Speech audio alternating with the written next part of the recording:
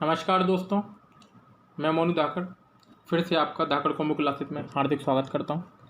देखिए दोस्तों, अपन अपने महत्वपूर्ण प्रश्नोत्तरी की सीरीज़ को आगे बढ़ाते हुए चलते हैं और महत्वपूर्ण प्रश्नोत्तरी सभी प्रतियोगी परीक्षाओं के लिए काफ़ी आईएमपी है, तो इसको देखना ना भूलें। एसआई, पीसीएस, यूपीएससी के लिए काफ़ी महत्वपूर्ण है। और आज आपके लिए एक बेनिफिट वाली चीज़ ऑस्ट्रेलिया महाद्वीप में आपके लिए आज लेकर आया हूँ, तो उसको ज़रूर समझने का प्रयास करना। तो दोस्तों चलिए हम प्रयास करते हैं, तो पूरी वीडियो देखना, आपके लिए काफ़ी फायदेमंद होगी वीडियो। चलिए, पहला क्वेश्चन है इसमें कि ब्रिस्बेन कहाँ अवस्थित है। ब्रिस्बेन कहाँ अवस्थित है, तो दोस्तों बताइए आप कहाँ पर अवस्थित है। देखिए, ऑस्ट्रेलिया महाद्वीप, अमेरिका महाद्वीप, अफ्रीका महाद्वीप, एशिया महाद्वीप, तो ये अवस्थित है ऑस्ट्रेलिया महाद्वीप में। ऑस्ट्रेलिया महाद्वीप में ब्रिस्बेन अवस्थित है। आईएमपी क्वेश्चन है, इसको याद रखना। और पहली बात, ये ऑस्ट्रेलिया महाद्वीप में अवस्थित है और ऑस्ट्रेलिया महाद्वीप को मैं अभी आपको अच्छे से पढ़ाऊंगा, तो उसके बारे में मैं आपको पूरी जानकारी बता दूंगा अभी। ठीक है, तो अपन अगले क्वेश्चन पे चलते हैं। हेमचंद्र विक्रमादित्य भारतीय इतिहास में किस नाम से जाने जाते हैं। Very IMP question, very IMP question. ये यूपी पीसीएस में पूछा जा चुका है, यूपी पीसीएस में ये पूछा जा चुका है। ठीक है, तो हेमचंद्र विक्रमादित्य भारतीय इतिहास में किस नाम से जाने जाते हैं, तो दोस्तों बताइए किस नाम से जाने जाते हैं। देखिए, ये जो जाने जाते हैं अपने हेमू के नाम से। किसके नाम से? हेमू के नाम से। देखो, हेमू विक्रमादित्य की उपाधि धारण करने वाला कौन सा व्यक्ति था? 14वां व्यक्ति था, 14वां व्यक्ति था, 14वां सम्राट था हेमचंद्र। वो हेमू जो है विक्रमादित्य की उपाधि धारण करने वाला। ठीक है, और पहली बात, और एक और बात समझो इसमें कि 1556 का, यदि आपको युद्ध याद हो, पानीपत का दूसरा युद्ध 1556 में, तो अकबर का हेमू के साथ युद्ध हुआ था और हेमू इसमें पूरी तरीके से पराजित हो चुका था। एक चीज़ मैं आपको इसमें और बताऊं कि हेमू एकमात्र हिंदू शासक था जो दिल्ली का शासक बना था, जो दिल्ली का शासक बना था। तो इस चीज़ को आप याद रखना कि दिल्ली का शासक बनने वाला एकमात्र हिंदू शासक कौन था? तो हेमू था, जिसने विक्रमादित्य की उपाधि धारण की थी। कौन सा व्यक्ति था? 14वां व्यक्ति था विक्रमादित्य की उपाधि धारण करने वाला। ठीक है, तो ये आपको क्वेश्चन क्लियर हो गया होगा कि दिल्ली का शासक एकमात्र कौन बना था? हिंदू शासक हेमू था, 14वां शासक था, 14वां शासक था जिसने विक्रमादित्य की उपाधि धारण की थी। 1556 में ये पराजित हो गया था, किससे? अकबर से, पानीपत के दूसरे युद्ध में। चलिए अगला क्वेश्चन। बक्सर की लड़ाई के समय बंगाल का नवाब कौन था? देखिए दोस्तों, ये बड़ा आईएमपी क्वेश्चन है। मैं इसलिए बार बार बक्सर को लेके आता हूँ कि आप लोग भूलें ना। ठीक है, और मैं इसकी एक दिन अलग से क्लास बनाऊंगा पूरे बक्सर और ये पूरे बंगाल को लेकर। चलिए, लेकिन अब तब तक अपन इस वाले क्वेश्चन को समझें। आईएमपी क्वेश्चन है, आया हुआ है। ठीक है, बक्सर की लड़ाई के समय बंगाल का नवाब कौन था? सिराजुद्दौला, मीर जाफर, मीर कासिम और नजमुद्दौला।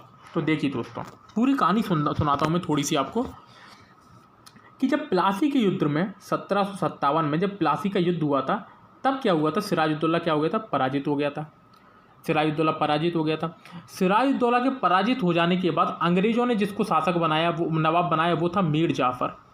मीर जाफ़र को अंग्रेजों ने क्या बना दिया? बंगाल का नवाब बना दिया था। लेकिन हाँ, एक चीज़ आपको और बताऊँ, मीर जाफ़र को इसलिए बनाया था क्योंकि मीर जाफ़र क्या था? अंग्रेजों का क्या था? गुलाम था एक तरीके से।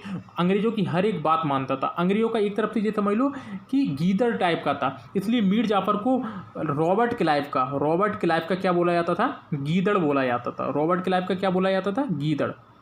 रॉबर्ट क्लाइव का गीदड़ क्वेश्चन आ सकता है आपके पेपर में, ये रॉबर्ट क्लाइव का गीदड़। तो क्लाइव का गीदड़ किसको बोला जाता था? तो मीर जाफ़र को। इस चीज़ को याद रखना। फिर क्या हुआ कि क्लाइव जो भी बोलता था मीर जाफ़र करता रहता था। अपनी जो भी प्रजा है उसको भी संतुष्ट नहीं कर पा रहा था, क्योंकि जो अंग्रेज थे वो बंगाल को पूरी तरीके से लूट रहे थे। जितना भी इनको प्रॉफिट होता था सब मीर जाफ़र से वो ले जाते थे। कौन? Robert Clive. तो इससे क्या, मीर जाफ़र परेशान हो गया। तो मीर जाफ़र ने क्या सोचा कि कैसे भी करके अंग्रेजों को क्या करो? पराजित करो। तो मीर जाफ़र गया डचों के पास। डचों से उसने सहायता मांगने की प्रयास किया। तो डचों से सहायता तो मांगने का प्रयास किया, डचों ने वादा भी कर दिया कि हाँ चलो भैया हम आपको क्या करेंगे? सहायता करेंगे। लेकिन डच खुद पराजित हो गए थे। 1759 में आपको एक युद्ध याद रखना, आईएमपी युद्ध है, बेंदारा का युद्ध। कौन सा? बेंदारा का युद्ध। बेंदारा का युद्ध था ये, जिसमें अरे यार, बेंदारा का ये युद्ध था जिसमें डच पूरी तरीके से अंग्रेज़ों से पराजित हो चुके थे। अब अंग्रेज़ों से डच पहले ही पराजित हो गए थे, तो अब मीर जाफ़र को कौन सहायता करेगा? कोई नहीं। लेकिन ये बात अंग्रेज़ों को पता पड़ गई कि इसने डच से सहायता मांगी है। तो जब ये वाली बात पता पड़ी तो अंग्रेज़ों ने टॉप में इसमें लात मारी और इसको गद्दी से क्या कर दिया? उतार दिया। और इसको गद्दी से उतारने के बाद किसको गद्दी पर बिठाला? मीर कासिम को। ध्यान से सुनना स्टोरी को। फिर मीर कासिम को गद्दी पर बिठाला। लेकिन मीर कासिम बड़ा ही योग्य शासक था, योग्य नवाब था। और यदि हम बात करें अलीवर्दी खां के शासकों में, अलीवर्दी खां के जो उत्तराधिकारों में जो कोई भी योग्य शासक था, वो केवल और केवल मीर कासिम सबसे योग्य शासक था। तो मीर कासिम ने अपनी जो सेना है उसको यूरोपीय ढंग से प्रशिक्षण देने का प्रयास किया था, और यूरोपीय ढंग से बढ़िया अपनी सेना को क्या कर रहा था? तैयार भी कर रहा था। समझ में आ रही है पूरी बात? तो पूरी तरीके से ठीक है। तो बक्सर की लड़ाई के समय बंगाल का नवाब कौन था, यह भी मैं आपको बताता हूं। तो मीर कासिम क्या था? सबसे सुयोग्य व्यक्ति था। मीर कासिम ने अपनी सेना को प्रशिक्षण दिया था।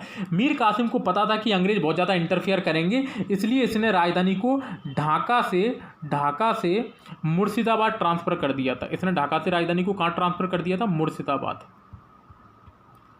तो मुर्शिदाबाद से ढाका राजधानी कौन ले गया था? तो मीर कासिम ले गया था। ये वाली बात भी अंग्रेज़ों को हजम नहीं हुई, तो अंग्रेज़ों ने टॉप में मीर कासिम में लात मारी। अंग्रेज़ों ने टॉप में मीर कासिम में लात क्यों मारी? कि मीर कासिम काफ़ी इंटेलिजेंट लगा, क्योंकि मीर जाफ़र में तो इतना दिमाग नहीं चल रहा था। तो उन्होंने क्या बोला कि मीर कासिम को पद से उतार कर इन्होंने क्या कर दिया? दोबारा मीर जाफ़र को गद्दी पर बिठाल दिया। मीर कासिम को गद्दी से उतार कर उन्होंने दोबारा क्या किया? मीर जाफ़र को गद्दी पर बिठाल दिया। अब मीर कासिम ने क्या किया? मीर कासिम किसके पास गया? दिल्ली के शासक के पास। दिल्ली के शासक के पास गया कौन? मीर कासिम सॉरी। तो दिल्ली का शासक उस टाइम पे कौन था? तो शाह आलम द्वितीय, अपने मुगल शासक थे शाह आलम द्वितीय। और ये गया फिर अवध के नवाब के पास। और अवध का नवाब उस टाइम पे कौन था? शुजाउद्दौला। तो दिल्ली के शासक थे शाह आलम द्वितीय और अवध का नवाब था शुजाउद्दौला। अवध का नवाब कौन था? शुजाउद्दौला। और इन तीनों की संयुक्त सेना ने मिलकर 1764 में युद्ध किया। 1764 में क्या किया? युद्ध किया। किससे? अंग्रेजों से। बक्सर की लड़ाई लड़ी, लेकिन फलस्वरूप ये पराजित हो गए थे अंग्रेजों से। अंग्रेजी सेना का नेतृत्व कौन कर रहा था? प्रश्न बार बार पूछता है, बार बार बताऊंगा मैं आपको, मैं नहीं मानूंगा। Hector Munro. तो हेक्टर मुनरो क्या कर रहा था? अंग्रेजी सेना का नेतृत्व कर रहा था। और बक्सर की लड़ाई को जीतने के बाद अंग्रेजों का बंगाल पर पूरी तरीके से स्वामित्व हो गया था। इस चीज़ को आप याद रखना। तो पूरी तरीके से अंग्रेज कब पूरी तरीके से बक्सर पर कब अंग्रेजों का कब्जा हुआ था? तो बक्सर के युद्ध के बाद। ठीक है, इसको याद रखना थोड़ा सा। इसके बाद एक और चीज़, कि नजमुद्दौला कौन है? तो नजमुद्दौला याद रखना, मीर जाफ़र जब पराजित हो गया था तो नजमुद्दौला गद्दी पर बैठा था। ठीक है, नजमुद्दौला इसका पुत्र था। और नजमुद्दौला के बाद जो अंतिम शासक था उसका नाम था मुबारकुद्दौला।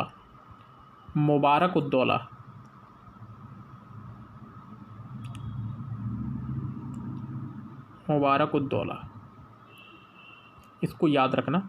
तो अंतिम बंगाल का नवाब कौन था? मुबारकुद्दौला। और मुबारकुद्दौला के बाद क्या हो गया था? कोई गद्दी पर नहीं बैठा था। ठीक है, अंग्रेजी शासन करने लगे थे। ठीक है, तो हमें पता है कि गवर्नर जनरल वगैरह आने लगे 1772 में, तो हमें पता ही है। यदि हम बात करें 1772 में बंगाल का गवर्नर जनरल कौन बना था, तो हमें पता होना चाहिए वॉरेन हेस्टिंग्स बना था। ठीक है, वॉरेन हेस्टिंग्स। चलिए अगला क्वेश्चन। भारत में स्थानीय स्वायत्त शासन को किसने प्रोत्साहित किया था? बताइए दोस्तों, स्थानीय स्वायत्त शासन को किसने प्रोत्साहित किया था? तो देखिए दोस्तों, इसका जो सही उत्तर है वो है लॉर्ड रिपन। लॉर्ड रिपन को स्थानीय स्वशासन का जनक भी कहा जाता है। किसको? लॉर्ड रिपन को। इस चीज़ को याद रखना। यदि हम बात करें कि जो पहली बार व्यवस्थित जनगणना किसके शासनकाल में हुई थी? लॉर्ड रिपन के शासनकाल में हुई थी। इस चीज़ को भी याद रखना। कब हुई थी? तो 1882 में हुई थी। 1882 में हुई थी। पहली बार जनगणना कब हुई थी? तो लॉर्ड मेयो के शासनकाल में हुई थी। कब हुई थी? 1872 में। इस चीज़ को याद रखना दोस्तों।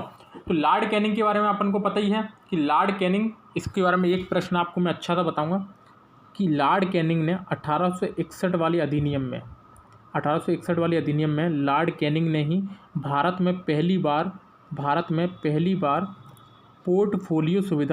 पोर्टफोलियो पद्धति लागू की थी। इस चीज़ को याद रखना, वेरी आईएमपी क्वेश्चन। पोर्टफोलियो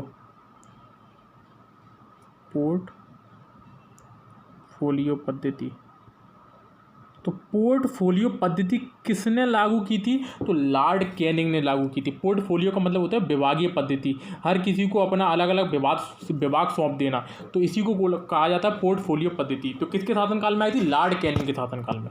ठीक है, तो इसको भी याद रखना, ये एक आईएमपी क्वेश्चन है अपने इसमें। अगला क्वेश्चन है, अच्छा क्वेश्चन है ये वाला। जलदीप योजना मध्य प्रदेश शासन ने प्रारंभिक तौर पर किस जलाशय से प्रारंभ की है? बताइए दोस्तों, किस जलाशय से प्रारंभ की है?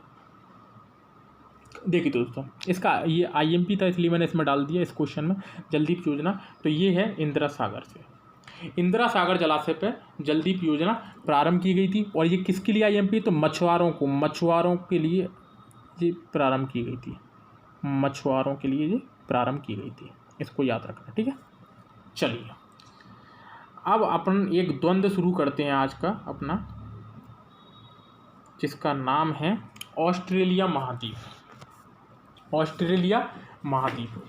वेरी आईएमपी प्रश्न है, और मैं बता रहा हूँ आपको कि इसके बाद यदि आपको लगे कि हाँ और पढ़ना चाहिए तो मैं इसमें आपको और ज़्यादा पढ़ा दूंगा, लेकिन आपको मैं ऑस्ट्रेलिया महाद्वीप ऐसा पढ़ा दूंगा कि आपको कभी दोबारा पढ़ने की ज़रूरत नहीं पड़ेगी। चलिए दोस्तों, डायग्राम के थ्रू पढ़ाऊँगा, ये तो आप भी समझ गए होंगे। ठीक है, चलिए पहले आपको एक डायग्राम बना दूँ छोटा सा।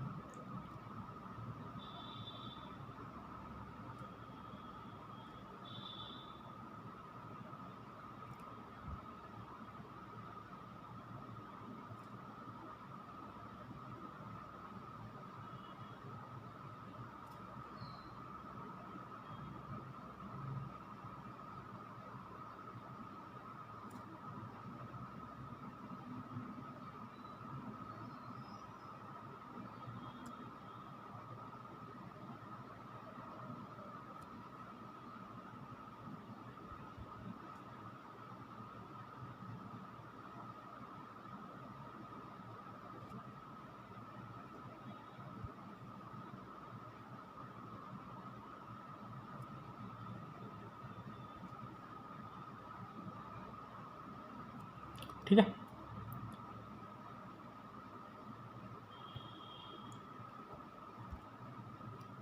ये अपना हो गया ऑस्ट्रेलिया महाद्वीप का एक डिज़ाइन। ठीक है, ये अपना हो गया क्या? ऑस्ट्रेलिया महाद्वीप का एक डिज़ाइन। अब ऑस्ट्रेलिया महाद्वीप पर अपन आगे चलते हैं। तो देखिए दोस्तों, मैं आपको इसमें एक अच्छी चीज़ पढ़ा देता हूँ, थोड़ी सी एक चीज़ बता देता हूँ, जिससे क्या है आपको थोड़ा सा फ़ायदा रहेगा समझने में। देखो, जब भी कोई भूखंड होता है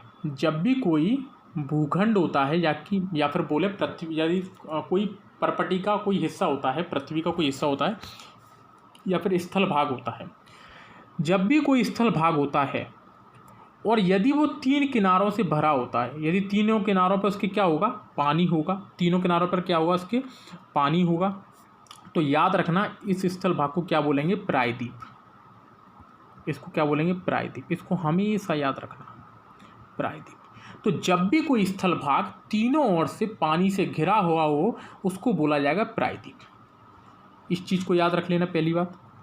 ठीक है, दूसरी बात इसमें याद रखना दोस्तों, हाँ, तो इसमें एक बात और याद रखना मेरे दोस्तों, कि जब भी कोई जल, मान लिया ये जल है, पूरा जल है, ये मान लो जल है, और जब भी कोई जल का भाग को तीनों ओर से यदि स्थल भाग से घिरा हुआ हो, जब भी कोई जल तीनों ओर से स्थल भाग से घिरा हुआ हो, जैसे कि ये भी स्थल भाग है, ये भी स्थल भाग है और ये भी स्थल भाग है, तो ऐसा कोई क्षेत्र या फिर ऐसा कोई जल जो तीनों ओर से स्थलीय भाग से घिरा हुआ हो, उसको कहा जाता है खाड़ी। उसको क्या कहा जाता है? खाड़ी।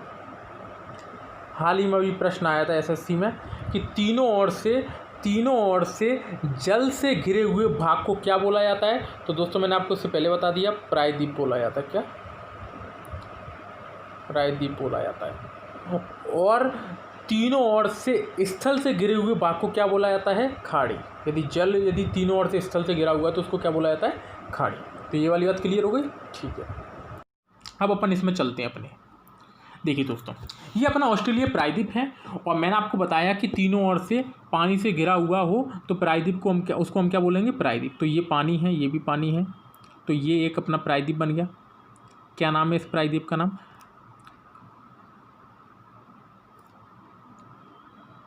केप यार्ड प्रायद्वीप। क्या नाम है?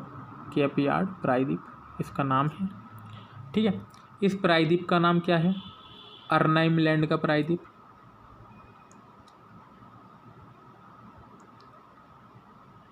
अर्नाइम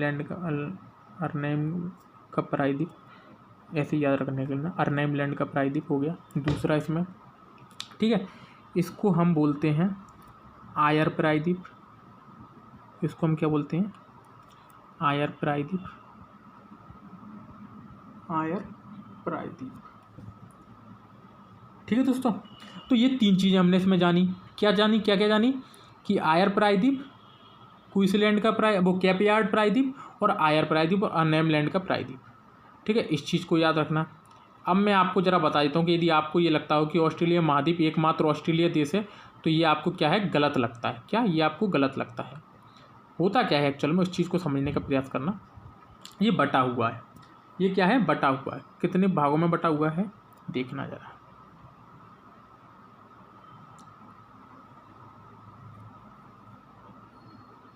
सॉरी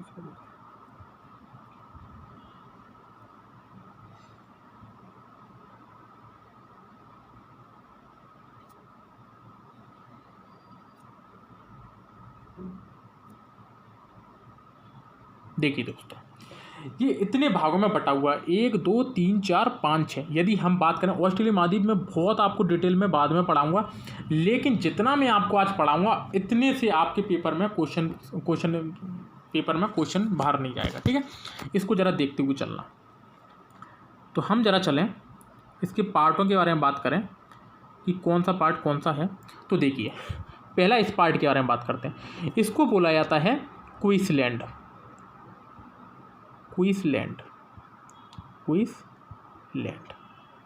इसको बोला जाता है क्या? क्वींसलैंड। और याद रखना इसी की राजधानी है जो मैंने आपको पेपर में पूछा था वियल, ब्रिस्बेन।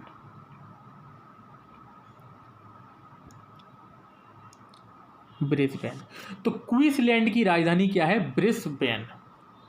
इस चीज़ को याद रखना। दूसरा, ये जो भाग है इसको हम बोलते हैं न्यू साउथ वेल्स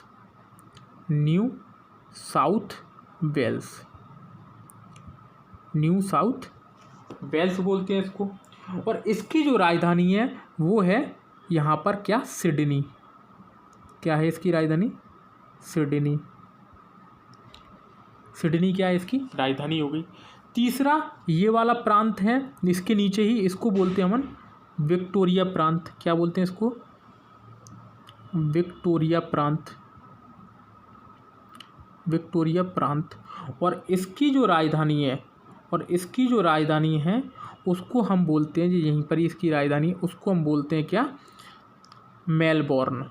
क्या? मेलबोर्न क्रिकेट क्लब आपने सुना होगा, वो कहाँ पर है? ऑस्ट्रेलिया प्रायद्वीप में, ऑस्ट्रेलिया महाद्वीप में। ठीक है, तो इसकी राजधानी क्या है? विक्टोरिया प्रांत की राजधानी क्या है? मेलबोर्न।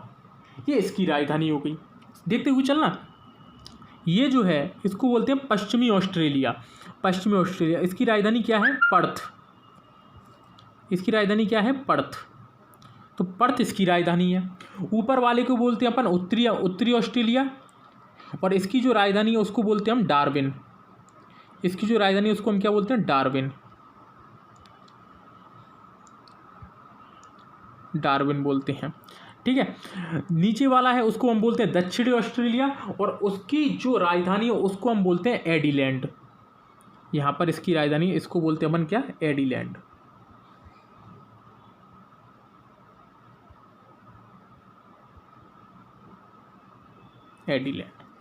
तो देखिए दोस्तों, ये पार्ट जो है उसको क्वींसलैंड बोलते हैं, उसकी ब्रिस्बेन राजधानी है। इसको न्यू साउथ वेल्स, इसकी सिडनी राजधानी है। इसको विक्टोरिया प्रांत, इसकी मेलबोर्न राजधानी है।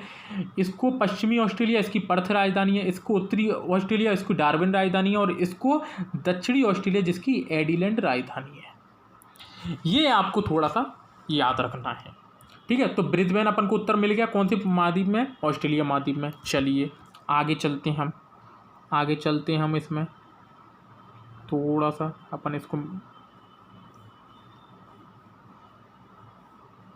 ठीक है। आईएमपी पॉइंट बताऊंगा अच्छे, ठीक है। तो अपन फिर से डायग्राम बना लेते हैं जल्दी।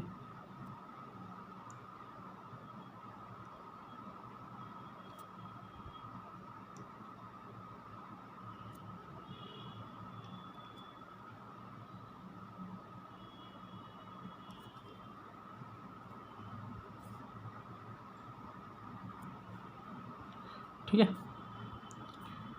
ये हमने क्या है, ये डायग्राम बना लिया। तो ये हमारा कौन सा प्रायद्वीप था? ये कैप यार्ड प्रायद्वीप था, ये अर्नेम लैंड का प्रायद्वीप था। याद रखना, ये एक पठार है, जिसका नाम है क्या? किम्बरले का पठार। इस पठार का नाम क्या है? किम्बरले का पठार। किम्बरले का पठार इसका नाम। याद रखना, किम्बरले का पठार कहाँ पर है? ऑस्ट्रेलिया महाद्वीप में। और किम्बरले की खान कहाँ पर है? तो दक्षिण अफ्रीका में। दोनों याद रखना अच्छे से। तो किम्बरले का पठार कहाँ पर है? ऑस्ट्रेलिया महाद्वीप में। यहाँ पर, यहाँ से कौन सी नदी निकलती है? तो किम्बरले के पठार से एक नदी निकलती है, जिसका नाम है विक्टोरिया नदी। आराम से पढ़ना, कोई दिक्कत नहीं है। विक्टोरिया नदी 4 बार वीडियो देखो, 5 बार वीडियो देखो, लेकिन समझना जरूर। इसी से एक नदी निकलती है हमारी, विक्टोरिया नदी। और ये विक्टोरिया नदी यहाँ से निकलकर, पेन बदल लेता हूँ, ये विक्टोरिया नदी यहाँ से निकलकर यहाँ पर अपनी ये खाड़ी है, यहाँ से निकलकर यहाँ पर गिर जाती है, जिसका नाम है जोसेफ बोनापार्ट की खाड़ी। जोसेफ बोनापार्ट की खाड़ी। जोसेफ बोनापार्ट की खाड़ी। बोनापार्ट की खाड़ी, ठीक है। तो विक्टोरिया नदी कहाँ से निकलती है? किम्बरले के पठार से। कहाँ पर जाके गिरती है? जोसेफ बोनापार्ट की खाड़ी में जाकर ये गिर जाती है। यहाँ तक आपने समझ लिया, मैं मानता हूँ आपने यहाँ तक समझ लिया, ठीक है।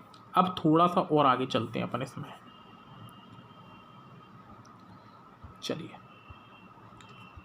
फिर से डायग्राम बना लेते हैं जल्दी, कोई दिक्कत नहीं है, समझ तो आप गई हो।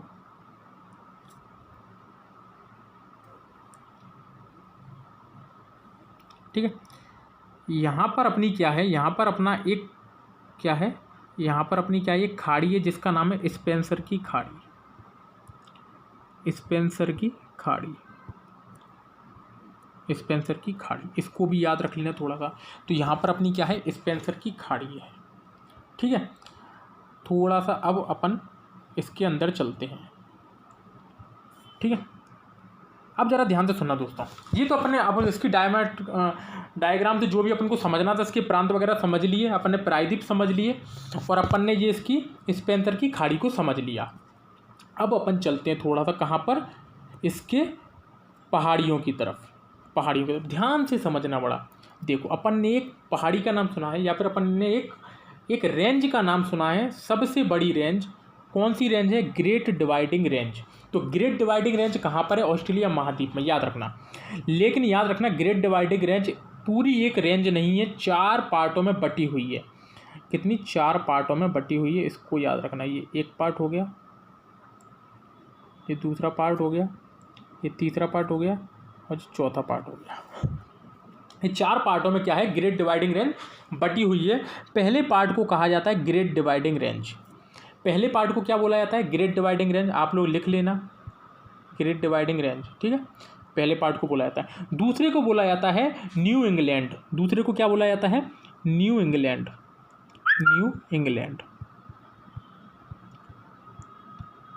दूसरे को बोला जाता है न्यू इंग्लैंड। तीसरे को बोला जाता है blue mountain. Blue mountain IMP, इसको याद रखना, बताऊंगा क्यों। Blue mountain blue mountain. चौथे को बोला जाता है अपन, चौथे को बोलते हैं ऑस्ट्रेलिया आल्पस। ऑस्ट्रेलिया आल्पस, याद रखना ये आल्पस नहीं है, ऑस्ट्रेलिया आल्पस है, ऑस्ट्रेलिया भी लगा लेना इसको, ठीक है, ब्लू माउंटेन। और एक चीज़ इसमें आईएमपी याद रखना इसको कि ब्लू माउंटेन के जो ब्लू माउंटेन पे ही अफ्रीका महाद्वीप की सर्वोच्च चोटी है जिसका नाम है कोसिस्को। क्या है इसका नाम? कोसिस्को। कोसिस्को कितनी हाइट है इसकी? 2238 मीटर, 2238 मीटर कोसिस्को इसकी सर्वोच्च चोटी है ब्लू माउंटेन की। ये हो गया आपका एक आईएमपी फैक्ट, ठीक है। इसके बाद हम चलते हैं थोड़ा सा और, यहाँ पर एक और रेंज है जिसका नाम है अपना क्या? Great mountain. इसका नाम क्या है? Great mountain. ग्रेट माउंटेन, ठीक है, इसका नाम क्या है अपना? Great mountain.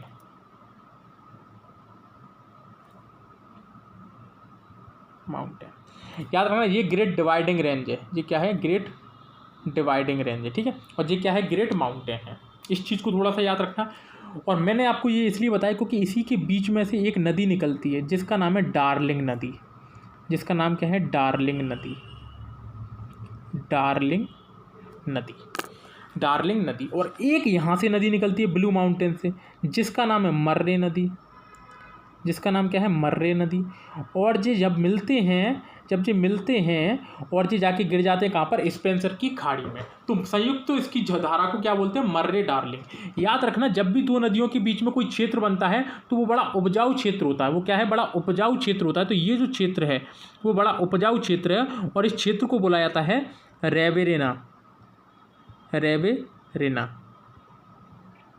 रेवेरेना। तो इस चीज़ को भी याद रखना कि रेवेरेना कौन सा क्षेत्र है, कहाँ पर क्षेत्र है? ऑस्ट्रेलिया महाद्वीप में। इसको याद रखना किन नदियों से मिलकर बनता है? मर्रे डार्लिंग नदियों से मिलकर ये बनता है। इसको भी याद रखना, ठीक है। इसके बाद अपन ने इसके बारे में बात कर ली हल्की सी, ठीक है। इसके बाद अपन आगे चलते हैं इसी में।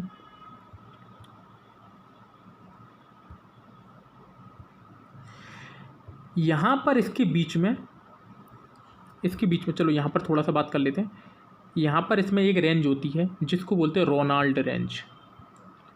जिसको बोलते हैं रोनाल्ड रेंज। Ronald range. और इसके यहाँ नीचे की साइड होती है मैकडोनाल्ड रेंज। कौन सी range? McDonald range. McDonald range. और इन्हीं के बीच में और इसी के बीच में अपनी एक झील पाई जाती है जिसको बोलते हैं अपन क्या? आयर झील। जिसको अपन क्या बोलते हैं? आयर झील। याद रखना, ऑस्ट्रेलिया महाद्वीप का सबसे निम्नतम बिंदु कौन सा है? तो आयर झील ही है। ये फैक्ट आप याद रखना। रोनाल्ड रेंज और मैकडोनाल्ड रेंज के बीच में पड़ती है आयर झील। इसको आप याद रखना। आईएमपी फैक्ट बताऊंगा मैं आपको, ठीक है। इसके बाद अपन चलते हैं। आपको मैं एक चीज़ बताता हूँ कि इसके बीचों बीच से एक रेखा निकलती है। आप लोग खुद ही बता दोगे मुझे कौन सी रेखा निकलती है? 23.5 डिग्री मकर रेखा। 23.5 डिग्री मकर रेखा, ठीक है। अब जब 23.5 डिग्री मकर रेखा यहाँ पर से निकलती है तो यहाँ पर क्या रहता है? तापमान बहुत उच्च रहता है। और तापमान उच्च रहने के कारण यहाँ पर एक शुष्क मरुस्थल बनता है जिसको हम बोलते हैं great Victoria desert. Great Victoria desert. ये जो पूरा क्षेत्र है आसपास का, इसको बोलते हैं क्या? Great Victoria desert. Victoria desert, इसको भी याद रखना, ठीक है। Great Victoria desert. और याद रखना, ये 23.5 डिग्री मकर रेखा यहाँ से निकलती है। इस कारण यहाँ पर क्या? शुष्क स्थल है और यहाँ पर क्या है? पानी की बहुत ज़्यादा कमी है। यदि आपको पता हो कि पिछले साल यहाँ पर काफ़ी ऊँटों को मारा गया था। क्यों मारा गया था? क्योंकि यहाँ पर पानी की कमी है, क्योंकि इसके मध्य से मकर रेखा गुजरती है। और यहाँ पर जो क्या है? एक शुष्क क्षेत्र, शुष्क वो है रेगिस्तान, मरुस्थल, क्या बोलते हैं? Great Victoria desert. और यहाँ से क्या है? यहाँ पर जब हवा चलती हैं, जब यहाँ पर हवा चलती हैं तो उनको क्या बोलते हैं? उष्णकटिबंधीय चक्रवात चलते हैं यहाँ पर। यहाँ से उष्णकटिबंधीय चक्रवात चलते हैं, जिनको बोलते हैं अपन क्या, विली विली, जिसको अपन क्या बोलते हैं, विली विली, विली विली। और यहाँ पर जो स्थानीय पवनें चलती हैं, स्थानीय पवनें जो चलती हैं यहाँ पर, उसको बोला जाता है ब्रिक फिल्डर। उसको क्या बोला जाता है दोस्तों, ब्रिक फिल्डर। यहाँ पर चलती हैं, उसको बोला जाता है ब्रिक फिल्डर, ब्रिक फिल्डर। ध्यान से देखो कि सब समझ में आ जाएगा। तो इसके बीच में यहाँ पर जो स्थानीय पवनें चलती हैं, क्योंकि मकर रेखा बीच में से गुजर रही है, तो यहाँ पर जो स्थानीय पवनें चलती हैं उसको ब्रिक फिल्डर कहा जाता है। जैसे अपने यहाँ पर लू कहा जाता है, उसी प्रकार से यहाँ पर क्या बोला जाता है, ब्रिक फिल्डर बोला जाता है। और यहाँ पर जो चक्रवात आते हैं उन्हें कौन से चक्रवात बोलते हैं, विली विली चक्रवात यहाँ पर बोला जाता है। ठीक है, तो इसको थोड़ा सा याद रखना, इसको क्या है, थोड़ा सा याद रखना। तो आपको मैंने इसकी डायमेट्री सारी चीज़ें बता दी है। और इसके बाद में आपको इसका एक फाइनल चीज़ और बता दूं अच्छे से। देखो, इसकी विशेषता वगैरह अपन बाद में देखेंगे, बॉक्साइट वगैरह जो भी है अपन इसके बारे में बाद में देखेंगे। मैं तो यहाँ पर एक बात बता देता हूँ। यहाँ पर आपने एक क्षेत्र सुना था सिडनी, यहाँ पर इसकी एक क्षेत्र सुना था सिडनी, और यहाँ पर आपने एक क्षेत्र सुना था यहाँ पर पर्थ, पर्थ राजधानी थी यहाँ पर। पर्थ से सिडनी के बीच में एक रेल मार्ग बनाया गया, जो ऑस्ट्रेलिया महाद्वीप का, ऑस्ट्रेलिया का सबसे बड़ा रेल मार्ग है, ट्रांस कॉन्टिनेंटल रेल मार्ग। क्या है, ट्रांस कॉन्टिनेंटल रेल मार्ग, कॉन्टिनेंटल रेल मार्ग। ये ऑस्ट्रेलिया का सबसे बड़ा रेल मार्ग है। इस चीज़ को आपको याद रखना है। आई बात समझ में? तो ये चीज़ आपको याद रखनी है कि ऑस्ट्रेलिया महाद्वीप का, ऑस्ट्रेलिया का सबसे बड़ा जो रेल मार्ग है वो कौन सा, ट्रांस कॉन्टिनेंटल रेल मार्ग। और याद रखना है कि ऑस्ट्रेलिया महाद्वीप की या फिर ऑस्ट्रेलिया की जो वास्तविक जो व्यावसायिक जो राजधानी है, या फिर उसको बोलते हैं अपन जो कार्यकारी जो राजधानी है, वो यहाँ पर है ऑस्ट्रेलिया की, टोटल मिला के एक राजधानी, जिसको बोला जाता है कैनबरा। कैनबरा ये इसकी क्या है, पूरी राजधानी है, टोटल मिलाकर ऑस्ट्रेलिया महाद्वीप की। ठीक है, तो ये आपको इसमें याद रखना है। तो मैंने आपको इसमें काफ़ी चीज़ें बताई, और मेरे ख्याल से या फिर आपके ख्याल से ये सारी चीज़ें क्या है, ऑस्ट्रेलिया महाद्वीप के लिए सफिशिएंट हैं। बाद में मैं आपको यदि इसमें और बताऊं चीज़ें, यदि मैं आपको इसमें और चीज़ें बताऊं, सॉरी कोई दिक्कत नहीं है, यदि मैं आपको इसमें और चीज़ें बताऊं, तो अपन ने देखो, अपन को ये पता है कि ओशिनिया महाद्वीप, इसको ओशिनिया भी बोला जाता है, इसको ऑस्ट्रेनेशिया भी बोला जाता है। तो सारी चीज़ें हैं। ठीक है, तो मैं इसको आपको बाद के वीडियो में बता दूंगा, ज़्यादा लंबा वीडियो हो जाएगा। यहाँ पर अपन को पता है पापुआ न्यू गिनी है, नीचे अपना क्या है, तंजानिया जो द्वीप है, तस्मानिया द्वीप है। ठीक है, यहाँ पर अपना न्यूजीलैंड है। तो उसके बारे में अपन को बहुत सारी बातें करनी है, लेकिन ऑस्ट्रेलिया महाद्वीप के लिए जितना ऑस्ट्रेलिया में से आएगा चीज़ें, उतनी मैंने आपको क्या है, सफिशिएंट बता दी है। तो ध्यान से आप इसको वीडियो को देखना। ऑस्ट्रेलिया महाद्वीप के बारे में पूरी अच्छे से जानकारी मैंने आपको दे दी है, ध्यान से देखना, धीरे धीरे, कोई दिक्कत नहीं है। ठीक है, तो इस चीज़ को क्या है दोस्तों, आपको याद रखना है। और दोस्तों, आपको यदि आपने अभी तक चैनल को सब्सक्राइब नहीं किया तो चैनल को सब्सक्राइब कर लें, क्योंकि अब मैं बहुत जल्दी अपनी धुआंधार क्लासें द्वारा शुरू करने वाला हूँ। ठीक है, और एक नए तरीके से शुरू करूँगा। इस वजह से आप पर वीडियो छूटे ना, इस वजह से आप इसको चैनल को सब्सक्राइब कर लें, बेल आइकन दबा लें, और आपको बढ़िया वीडियो मैं आपको देता रहूँगा। और कुछ दिनों बाद मैं क्या है, टॉपिक वाइज चीज़ों को कराने का शुरू करूँगा। ठीक है, तो अभी आप इसी में समझना, ऑस्ट्रेलिया महाद्वीप के बारे में मैंने आपको पूरी डिटेल बता दी है। और कोई भी यदि आपको इसमें प्रॉब्लम आए तो आप नीचे कमेंट बॉक्स में कमेंट करके मेरे को बता सकते हो कि सर ये प्रॉब्लम है, तो मैं आपको क्या है, उसको भी क्या कर दूँगा, मैं आपकी सॉल्व करवा दूँगा। हो सकता है आपको में से किसी को यदि प्रॉब्लम हो रही हो तो आप मुझे बता देना, अगले वीडियो में मैं आपको उसकी प्रॉब्लम को सॉल्व कर दूँगा। ठीक है दोस्तों, तो ये भी आप देखते चलना।